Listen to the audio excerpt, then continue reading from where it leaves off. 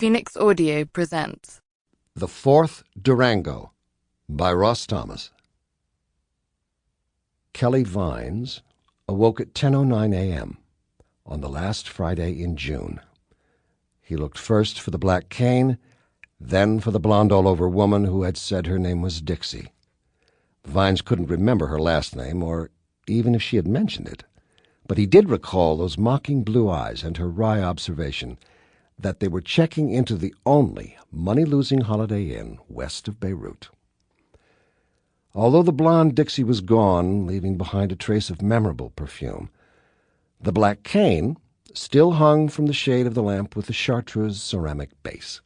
It was a thick cane, a bit more than 1.25 inches in diameter, fashioned out of Macassar ebony and decorated at its tip with a chrome ferrule that was now just a bit worn. An inch or so below where the cane's handle began its curve was a silver band with the initials J.A. engraved into it in small interwoven Gothic letters. The hangover attacked in earnest when Vines sat up in bed. Diagnosing it as a crippler of some rare and possibly fatal strain, he sucked in 4 deep breaths, praying without faith that the additional oxygen would do what folklore claimed and ease the pain, and perhaps enable him to go on living. But when the hangover and its attendant despair grew only worse, bringing on vague thoughts about sweet death, Vines rose, steadied himself with a faltering hand on the back of a chair, and made his way to the black cane. After unhooking it from the lampshade, he gave it a shake, sighed with relief at its faint sound, and twisted the curved handle to the right instead of the left. After 3 full turns, the handle came off, revealing the small silver cap that held the cork.